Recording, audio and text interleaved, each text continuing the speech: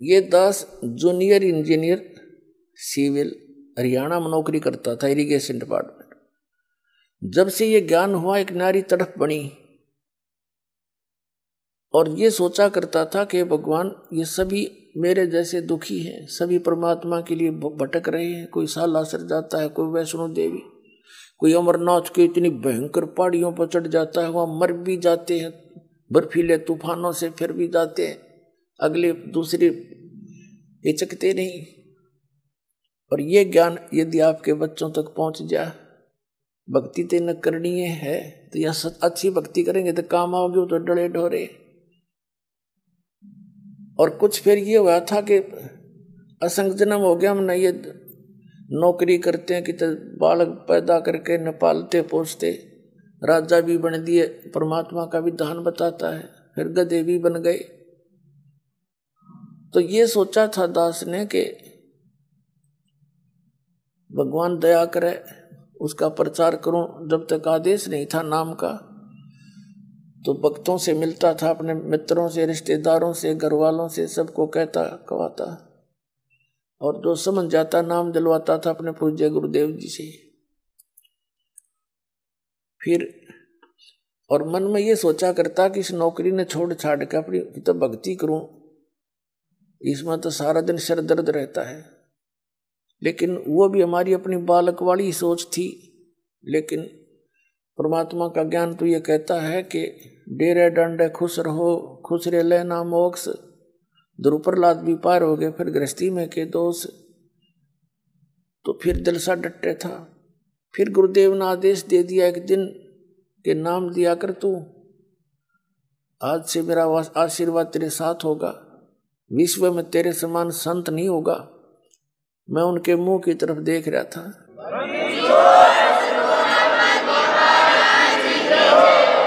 क्योंकि अपनी औकात से जीव खूब परिचित होता है, मानने से ना मानने।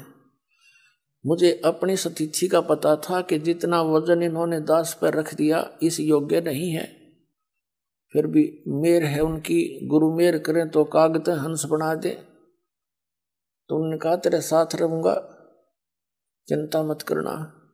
और आज से सभी जितने उनके शिष्य थे सबसे कह दिया था कि आज के बाद मैं तुम्हारा गुरु नहीं हूं, आज से दोबारा इससे उपदेश ले लो और इसको गुरु बनाओ, इससे तुम्हारा मोक्ष होगा। अब यह बात भी नहीं हमारे गले उतरे थी कि उन तो मौज है उनकी।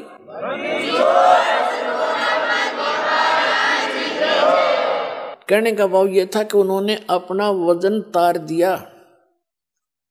क्यों? उन परमात्मा के हंस थे वो खास, और सुनियोजित तरीके से इस बिचली पीढ़ी तक ये मूल धन लाना था हमने, और वो उनको उनके से द्वारा पार नहीं होने थे, ये पार इस दास के द्वारा होने थे। इसलिए उन्होंने अपना पल्ला झाड़ दिया और अपना वजन कति खत्म कर दिया। मैं तुम्हारा गुरु नहीं हूं, अब ये है वो गुरु जिसकी तुम्हें आवश्यकता है। छुड़ानी के अंदर उन्होंने स्पेशल ब्लॉक सबको सामने कह दिया था। तो बुद्धिमान व्यक्ति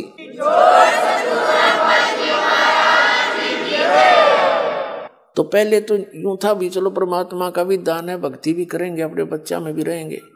फिर मन में उमंग उठी कि भगवान ही बाप के गुण गाऊंगा, आदेश दे दिया नौकरी भी छोड़ दूंगा। क्यों? एक का काम होगा, नौकरी भगवान की सच्ची सरकार की कर ले चाहे नकली की कर ले, एक का बनेगी, इतना वजन हो पीछे। तो फिर ये पाठ सत्संग की अधिकता होगी। सन 1995 में दास ने सर्विस त्याग दी और खुशी मनाई थी कि वहाँ चलो असंग जन्म का झंझट था, इब निमट गया, अपना भक्ति करूंगा, अच्छे भगत मिलेंगे, सब तो प्यार तरह करेंगे, ज्ञान सुनाया करूंगा। अब मैंने सोचा था कि अब मैं चैन से रहूंगा। अब इसमें देखा इस जितना झंझट की तो पाया कोई ना। साची को कबीर साहब कहे हैं, साची को और मारना है, भला करूं और बुरा बतावें। वो नए सिरे तो और संघर्ष शुरू हो गया। जिस भी गांव नगर में हमने जाकर सत्संग किए, 2-2, 3-3 दिन एक घर में पाठ करके हम सत्संग सुनाया करते थे।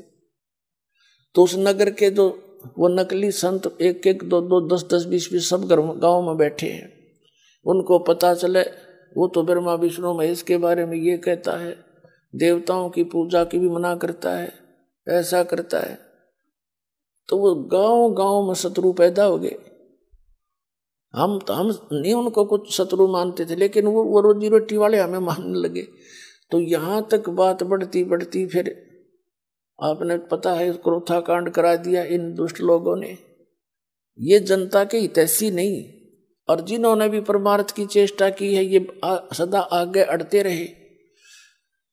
जैसे ईसा मसीह जी ने सच्चाई कहने की चेष्टा की थी, करस करवा दिया इन दुष्ट लोगों ने। कबीर परमेश्वर जी ने सच्चाई की ढोल के डंके पे इन्होंने वो दुख दिए इन नकली गुरुओं ने। कलेजा मुंह को आता, पर भगवान की जब लीला पढ़ता है ये दास पढ़ी नहीं जाती है। आपके लिए भटक रहे हो, और इस दास के लिए क्या हुआ आपको पता नहीं। दास तो खूब गहराई से निकला, या मेरे साथ जो भक्त रहे हैं उनको पता है कितने संघर्ष से ये ज्ञान ऊपर को आया है, लेकिन सारा कबीर साहब का ही रहा है। तो दास ने ये सोचा था कि इसमें चैन से रहूंगा, इस जितना दुख था कितना भी ना पाया। लेकिन अब ये दुख एक बार दास ने हो लिया। कुछ भगत हमारे साथ थे, उन्हें जेल तक जाना पड़ गया इस परमार्थ के लिए। इसी जेल तक 100 मिलो हमने, जो भगवान के बच्चे उभर जाए, जनता का कल्याण हो जाए।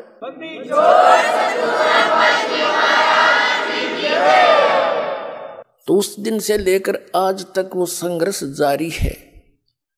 लेकिन अब परमात्मा की दया होगी कि परमात्मा के बच्चे इन प्रमाणों को देखकर अब इनका यो ज्ञान समझ में आ गया, इन्हें सो आ गया। पहले तो सुहा हुआ नहीं था, टीवी ऑन करें थे और यूं पता ये सुनने को मिल जाए ब्रह्मा विष्णु महेश नासवान है, टीवी बंद कर दे थे। 36 गाड़ दास ने दे थे।